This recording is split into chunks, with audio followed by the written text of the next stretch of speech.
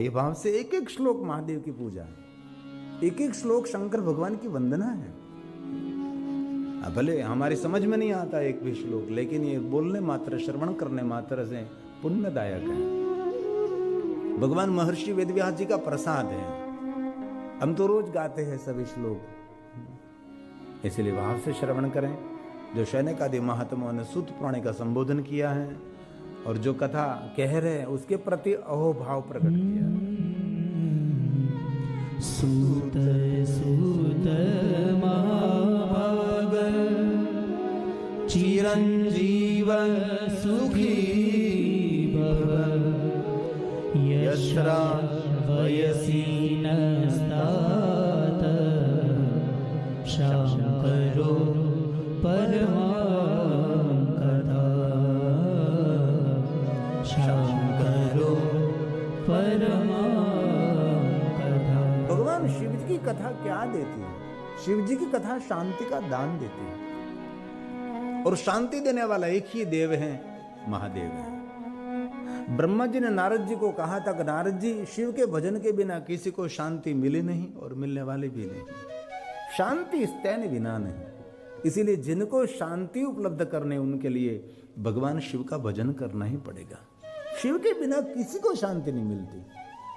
नारद जी ने भगवान विष्णु को पूछा, भगवान विष्णु जी, मैं अंदर से थोड़ा सा विचलित हो गया हूं, थोड़ी अशांति मुझे लग रही, तो आप मुझे कुछ मार्गदर्शन करें। तब भगवान विष्णु जी ने एक ही बात कही, जप हो जाए शंकर सतनामा। शिव जी का भजन करें, महादेव का भजन करें। महादेव के भजन के बिना किसी को शांति मिलती नहीं।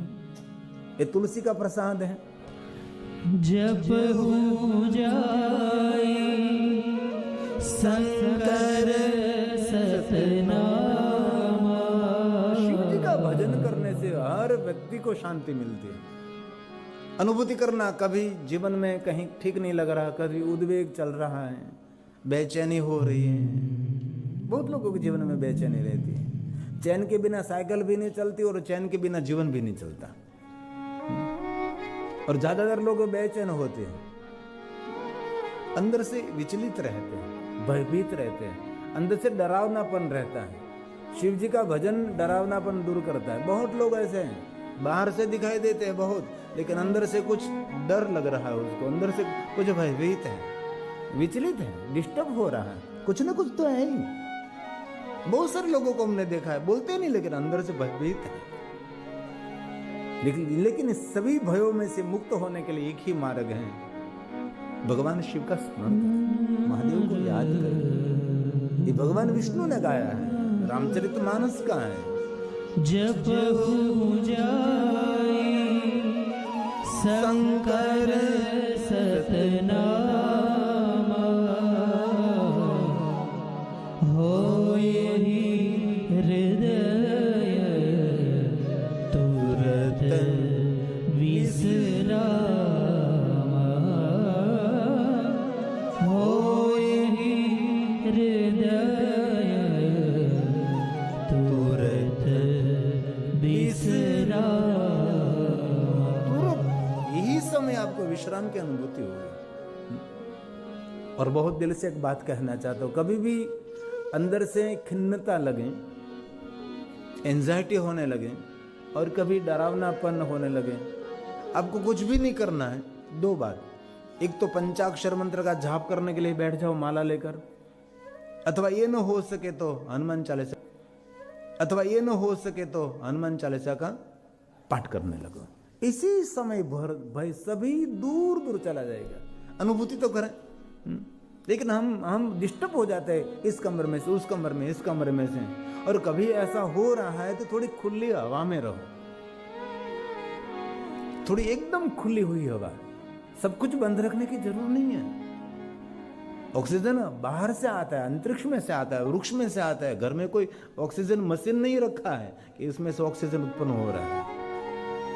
हमारे भारत देश में सब कुछ हम बंद कर देते, सब पैक कर देते हैं, तो भी अंदर ऐसे ही चलता है, तो अंदर ऑक्सीजन युक्त वातावरण रहता है। लेकिन आपके देश में तो पंखा भी नहीं है, इतना देश गरीब है।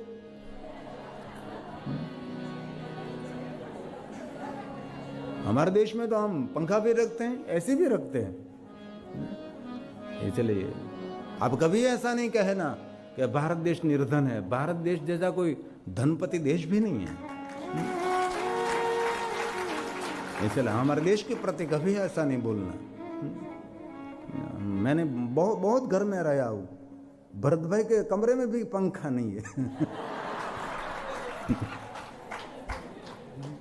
ऐसी की बात तो दूर रही, हमारे देशी घर में पंखा रखते हम। इसलिए कभी ऐसी एंजाइटी हो रही है तो खुले हवा में रहो, एकदम खुला वातावरण का एहसास करें। कभी कभी अंतरिक्ष का लाभ लीजिए, कभी धरती को स्पर्श करिए। आप धरती को भी स्पर्श नहीं करते हैं? धरती को स्पर्श करते हैं, कैसे करते हैं? चप्पल पहनकर, बूट पहनकर। ऐसे 24 घंटे में एक बार 2 बार धरती को स्पर्श कर लीजिए, क्योंकि धरती हमारा जीवन है, पृथ्वी से हमारा आरोग्य है। इसलिए बहुत समय तक जो पृथ्वी को स्पर्श नहीं कर सकता ना, धीरे धीरे हताश निराश होने लगता है। धरती पावर देती है, धरती जीवन जीने के लिए ऊर्जा प्रदान करती है। इसलिए हम सुबह सुबह में धरती पर पैर रखते इससे पहले क्या करते हैं? माता पृथ्वी की वंदना करते हैं ना। हमारे रोज का करते हैं, इसमें बहुत सारे भाई बहन वडील करते होंगे, रोज माता पृथ्वी को प्रणाम करते हैं।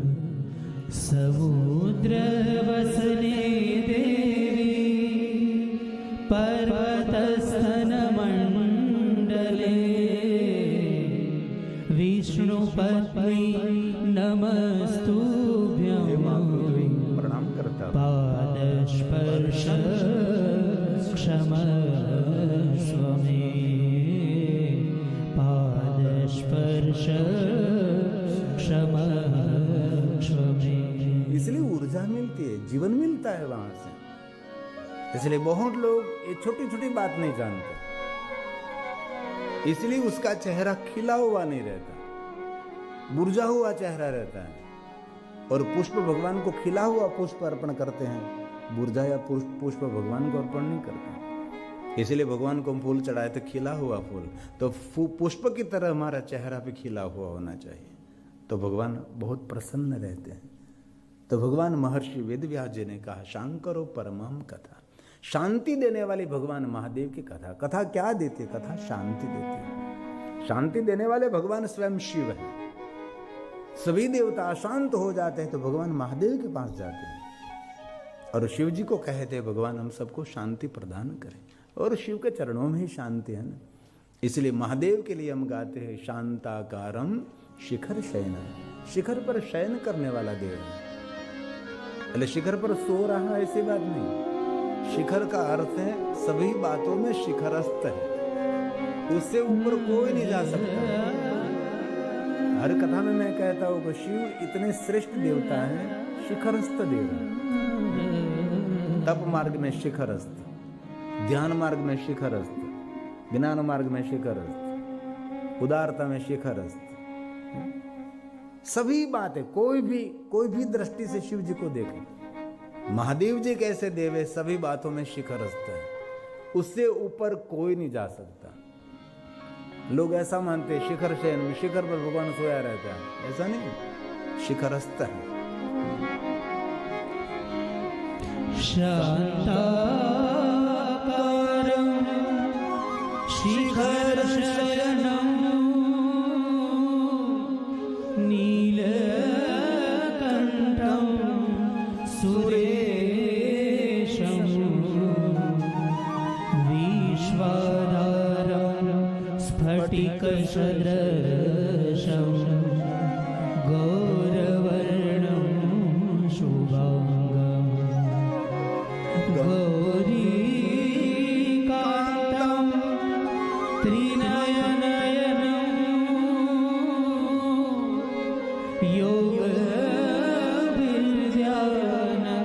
योगविद्यानगम्यं वन्दे शम्भो भवभयहरं सर्वलोकैकनाथं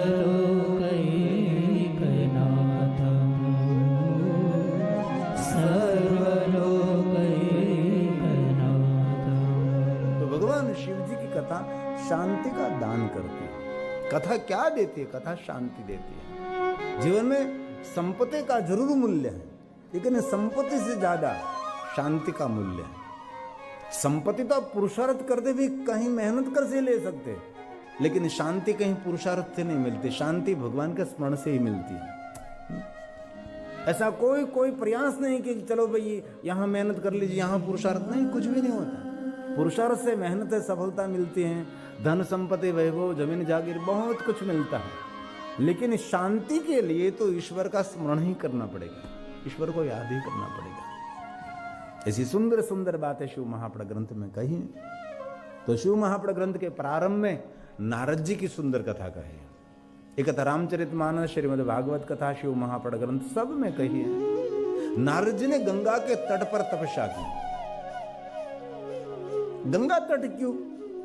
क्योंकि गंगा के तट पर बैठने से मन सकारात्मक विचार धारणा, ऐसे सरलतापूर्वक ध्यान मार्ग सरलतापूर्वक। इसमें भी हिमालयी पहाड़ में सुंदर गुफा, गुफा के सामने ही सुंदर माता गंगा। ऋषि मुनि गुफाओं में, पहाड़ों में और नदी के तट पर क्यों तप करते? क्योंकि वहां ध्यान सरलता से लग जाता है, वहां कहीं नेगेटिविटी नहीं रहती, वहां हमेशा सकारात्मक वृत्ति रहती है। नेगेटिव शब्द बोल सकता हूं, लेकिन पॉजिटिव शब्द बोलना खतरा लगता है। आज कोई किसी को कहो कि पॉजिटिव है तो कहते हैं एक बाजू बेहाड़ो, क्योंकि कोरोना काल ने पॉजिटिव शब्दों को गंदा कर दिया। कितना सुंदर शब्द पॉजिटिव, और कोई शब्द नहीं मिला उन लोगों को। इसलिए अब तो वर्तमान में तो किसी को कह भी नहीं सकते कि ये भाई पॉजिटिव है, तो कहिए यहाँ तो लोग एक ही दृष्टि से देखने लगते हैं कि पॉजिटिव है, उसको कोविड हुआ है। इसलिए हम बोलते सकारात्मक वृत्ति। आइए दो पंक्ति में माता गंगा को प्रणाम करेंगे। हर हर गंगे, हर हर गंगे, हर हर गंगे।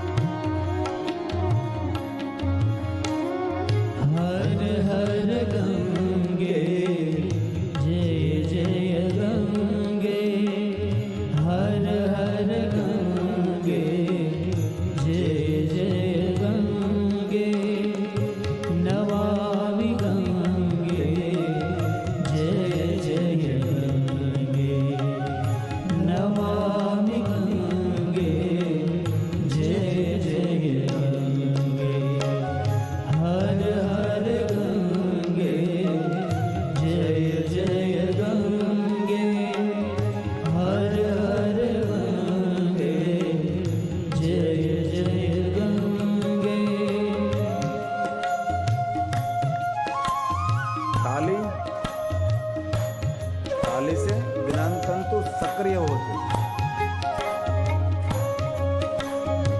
ताली से आरोग्य मिलता है।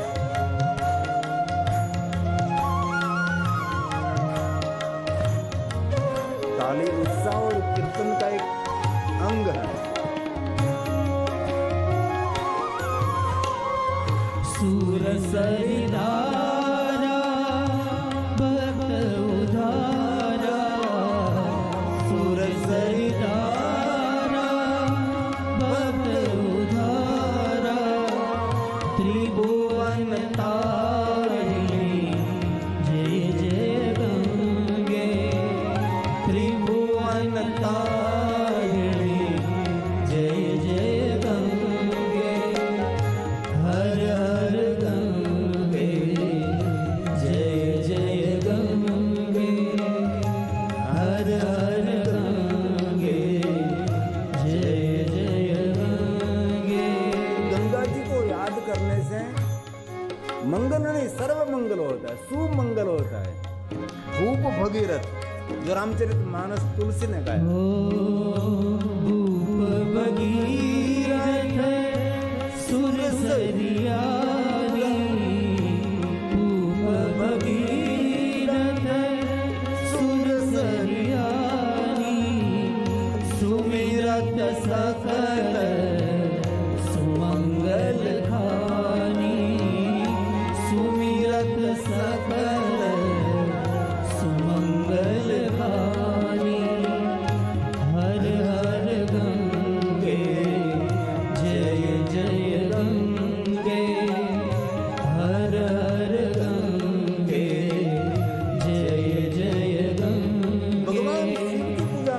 गंगा जल अवश्य होना चाहिए। गंगा जल के बिना शिव पूजा कैसे हो सकती है? भगवान के चंदन आप बनाए तो चंदन में भी गंगा जल मिश्रित कर, सामान्य जल से नहीं, गंगा जल से चंदन, गंगा जल युक्त चंदन, श्वेत चंदन, रक्त वर्ण चंदन, केसर युक्त चंदन। कभी कभी भगवान को चंदन का लेप कर, अपने भाल में भी चंदन। जिनका मन अशांत रहता है, जो छोटी छोटी बातों में बहुत क्रोध करते हैं, उनको तो रोज चंदन लगाना चाहिए। मैं इसीलिए नहीं लगाता, मैं तो इसीलिए चंदन लगाता हूं कि भगवान महादेव का ये श्रृंगार है। कोई पतिव्रता नारी है तो अपने भाल में सिंदूर लगाते हैं, तो हम भी, हमारा महादेव हमारा पति है तो उसकी याद में हम त्रिपुंड करते हैं, उसकी याद है। मेरे पर को हमारा मालिक, हमारा धनी है, हमारा पति है, इसलिए हम करते हैं। कल भी मैंने कहा था, किसी को बैठा दीजिए द्वार पर, सबको भस्म का त्रिपुंड करके आए, बल्कि किसी ने अनुसरण नहीं किया, मुझे भरोसा है। जो कि हमारा आचार्य पूजा कराते नहीं, इससे पहले आप जजमान के भाल में तिलक लगा, तिलक से मन शांत होने लगता है। सभी नकारात्मक वृत्ति शांत होकर सकारात्मक भगवान के चरणों में हमारा मन समर्पित हो जाता है। तिलक करने से बहुत फर्क पड़ता है।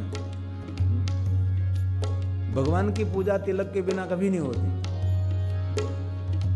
शिव की पूजा के लिए तो पहले भाल में भस्म का त्रिपुंड करिए, रुद्राक्ष धारण करिए, बाद में पंचाक्षर मंत्र का जाप करिए, बाद में शिव पूजा का प्रारंभ होता है। मेरे आचार्य कहता है कि पहले भस्म का त्रिपुंड, रुद्राक्ष, और ज्यादा नहीं, 11 बार ओम नमः शिवाय, ओम नमः शिवाय, ओम नमः शिवाय, मन में बोलिए। अथवा कोई ऐसा विद्वान हो तो 108 बार एक बार बोल दीजिए ओम नमः शिवाय, ओम नमः शिवाय, ओम नमः शिवाय। बाद में शिव पूजा का अधिकार मिलता है, क्योंकि ओम नमः शिवाय, ओम नमः शिवाय बोलने से उसका चित्त, उसका मन शिव के चरणों में स्थिर हो जाता है। बाद में शिव पूजा का प्रारंभ करते हैं। और महादेव को गंगा जल, जो शिव गंगा जल चढ़ा, जो शिव गंगा जल चढ़ावा, जो शिव गंगा जल चढ़ावा, सायुज मुक्ति वो नर पावा, सायुज मुक्ति वो नर पावा।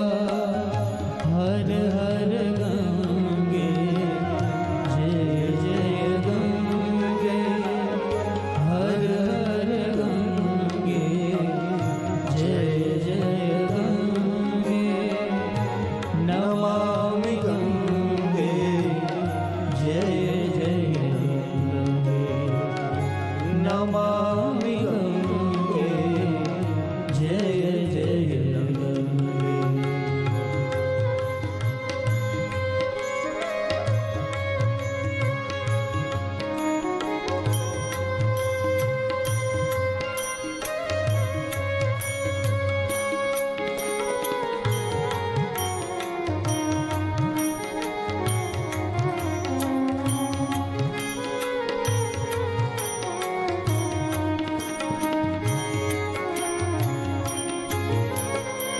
सुर सरिधारा भक्त उधारा, सुर सरिधारा भक्त उधारा, त्रिभुवन तारिणी जय। पवित्र भोजन मिलना, शुद्ध शाकाहारी भोजन मिलना, ये तो बहुत आदेश के अंदर महत्व की बात है। इसलिए मैं आपको कह रहा था, कल से रोज माता सरस्वती को सुबह में आँख खुलते प्रणाम करो, तो आपकी भाषा में मधुरता है, सबको कंठस्थ है ना।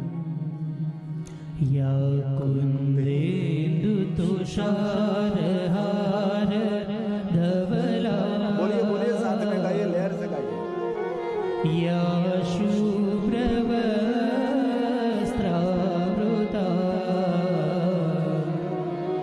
या वीणा वरदण्ड मण्डदितकरा, या श्वेत पद्मासना,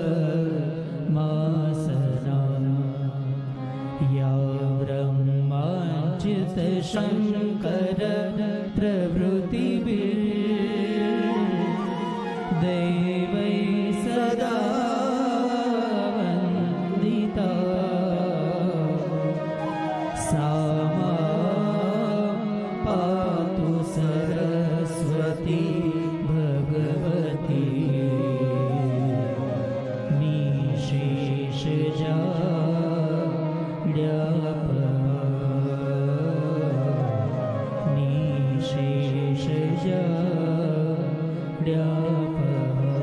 इसलिए माता सरस्वती मधुर वाणी बोलने के लिए प्रेरित कर दें। मधुर वाणी बोलने के लिए माँ सरस्वती प्रेरित करती है आपको। घर में, परिवार में, समाज में बहुत लोग ऐसे होते हैं, काम बहुत करते हैं, लेकिन इतनी बोली इतनी कड़वी होती है ना, जितना काम किया उस पर पानी फेर देते हैं, सब कुछ खत्म कर देते हैं। ऐसे बहुत लोग हैं। કુહાડીનો લાગેલો ઘા રૂજાઈ જાય, પણ શબ્દોનો લાગેલો ઘા એ રૂજાતો નથી। इसलिए कहा ना, शब्द संभाल कर बोले, शब्दों को हाथ न पाओ। एक शब्द औषध करे, एक शब्द करे ઘા। એક કઠિયારો જંગલમાં રોજ લાકડા કાપવા માટે જતો, એમાં જંગલમાં સિંહ સાથે ભાઈબંધી થઈ, તેને થાય નહીં પણ થઈ ગઈ। તો રોજ જંગલમાં લાકડા કાપવા જાય, સિંહ સાથે મિત્રતા થઈ, બંને મિત્રો વાતો કરે, જંગલની પહેલો વાતો કરે, કઠિયારો તેની વાત કરે। કઠિયારા પાસે શું વાત હોય કે કઠિયારાની યાદ બહુ ખીજાણી, એને સંસારની વાત હોય, ઓલા પાસે જંગલની વાત હોય। તો એક દિવસ કઠિયારો કહે લાકડા કાપનારો પેલા સિંહને કે તું મારા ઘરે મહેમાન તો થા। તો કે ના ભાઈ, અમે જંગલમાં હારા, માણસથી જેટલા દૂર લઈએ એટલા સુરક્ષિત। તો પેલા કઠિયારાએ કહ્યું કે ભાઈ, એક દિવસ તો એટલી આપણે ઘનિષ્ઠ મિત્રતા છે, તો મારા ઘરે એક દિવસ તો મહેમાન થા। તો પેલા સિંહ વાળી નિમંત્રણ સ્વીકાર્યું કે ભાઈ રોજ માટે કહે છે, ભાઈબંધ છે, તો એને ઘરે મહેમાન થાવ, તો કાલ હું આવીશ। તો કઠિયારાને કહ્યું કે ભાઈ કાલે એક મારો મિત્ર આવવાનો છે, અને જંગલનો રાજા છે, અને મારો ખાસ સખો છે। તો કઠિયારાને તો બહુ ઘરમાં બધી તૈયારી કરી, એને ખબર નહીં કે આ કોણ આવવાનું છે, એટલે બધું વ્યવસ્થિત તૈયાર, સ્વાગત, આ તે, ભોજન પ્રસાદ બધું છે। બીજો દિવસ થયો, કઠિયારો રાહ જોવે છે, અને તેનો મિત્ર સિંહ આવ્યો, ડેલીમાં પ્રવેશ કર્યો। પ્રવેશ તો કર્યો, પણ કઠિયારાને જોઈને બોલવા લાગી, આ તારો ભાઈબંધ છે, આ તો હિંસક છે, આ કોઈને જીવતા ન છોડે, આવો કઈ મિત્ર હોઈ શકે? કોઈને જીવતા ન છોડે, હિંસક છે આ તો। સિંહ સાંભળી લીધું, પણ ગમ ખાઈ ગયો, કાંઈ બોલ્યો નહીં। મહેમાન ગતિ થઈ, આગતા સ્વાગતા થયા, સિંહ તો ગયો જંગલમાં। બીજે દિવસે કઠિયારો પણ સિંહને મળવા માટે ગયો, ભાઈ તું મારા ઘરે કાલે આવ્યો, પણ મારા પત્ની જરાક તારા માટે આવું બધું બોલી ગયા, પણ એના વતી હું ક્ષમા માગું છું, મને પણ દુઃખ થયું કે તને સાંભળતા આવું નહીં બોલવું જોઈએ। તો સિંહ એક શબ્દ ના બોલ્યો, કહ્યું કે કઠિયારા તું મારો ભાઈબંધ છે, મિત્ર છે, એક કામ કરે આજ તું મને। શું બોલ? મારી પીઠમાં કુવાડો માર। કઠિયારો કહે કે તું મારો ભાઈબંધ છે, હું તારી પીઠમાં કુવાડો કેવી રીતે મારી શકું? જો તારી ભાઈબંધી સાચી હોય તો તું મને કુવાડો માર। પેલા કઠિયારા પણ છે, જબરજસ્તીથી સિંહે પોતાની પીઠ ઉપર કુવાડોનો ઘા મરાવ્યો છે, અને સિંહ લોહી લુહાણ અને મૌન થઈને એક શબ્દ બોલ્યા વગર જતો રહ્યો છે। કઠિયારો તો લાકડા કાપી અને પોતાના સ્થાને જતો રહ્યો। પણ ઘણા દિવસો વીતી ગયો, સિંહ દેખાણું જ નહીં। મહિનો, 1.5 મહિનો, 2 મહિના, 3 મહિના, 4 મહિના, 4 મહિના પછી સિંહ આવતો દેખાણો। કઠિયારાને ખૂબ આનંદ થયો, દોડતો દોડતો તેને ભેટીને મળ્યો છે। ભાઈબંધ ક્યાં જતો રહ્યો હતો? 4 મહિના થયા, તારું મોઢું મેં જોયું નહીં, આટલા દિવસો સુધી ક્યાં સંતાઈ ગયો હતો? જરૂર તને દુઃખ લાગ્યું, મને ખબર છે। સિંહે કહ્યું, ભાઈ કઠિયારા, દુઃખની વાત તો પછી કરીએ, પણ એક કામ મારું કરતો કે શું? તે મારી પીઠમાં કુવાડાનો ઘા માર્યો તો એ જરા જોઈ દેતો। કઠિયારે રૂવાડી આમ તેમ કરી અને સિંહના પીઠમાં જોયું કે સિંહ ભાઈ ઘા તો બરોબર રૂજાઈ ગયો છે, રૂવાટી પણ ઉગી ગઈ છે, સિંહ કે કઠિયારા એ જ કહેવા માંગુ છું કે કુહાડીનો મારેલો ઘા રૂજાઈ જાય પણ શબ્દોનો મારેલો ઘા રૂજાતો નથી. તેથી માતા સરસ્વતી આપણને પ્રેરિત કરે છે, મીઠી વાણી બોલવા માટે પ્રેરિત કરે છે.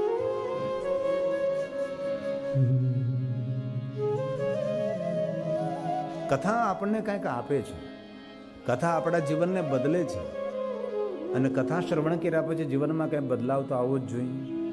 આપણે 3 કલાક કે 2 કલાક કથા સાંભળી, પછી કથા સાંભળ્યા પછી કથા પૂરી નથી થઈ એ પહેલાં વાતો એ વળગી જાય, એ તો મજા જ ના આવે. અને તમે લોકો અહીં વાતો બહુ કરો. મેં લગભગ બધા મંદિરોનો અનુભવ કર્યો, આમ થોડોક સમય મળે એટલે એટલા વાતો એ વળગી જાય, એટલા વાતો એટલી ફડાફડી બોલાવે. કાલ તો રામજીએ આમ કરી દીધું, કેટલી બધી વાતો કરે. પેલા ભાઈ માઇકમાં બોલતા હતા, એ કહે હે મૌન રહ્યો, મૌન રહ્યો, મૌન રહ્યો, મૌન રહ્યો. હું આ 2 કલાક 3 કલાક બીજું કાંઈ કામ નથી કરતો, 2 કલાક 3 કલાક તમને મૌન રાખી શકું છું. અને મૌન ઈશ્વરની શ્રેષ્ઠ ઉપાસના છે. તેથી મૌનથી સાવધાનપૂર્વક જીવનને કાંઈ બદલાવ કરીએ, એ રીતે ભગવાનની કથાનું શ્રવણ કરો.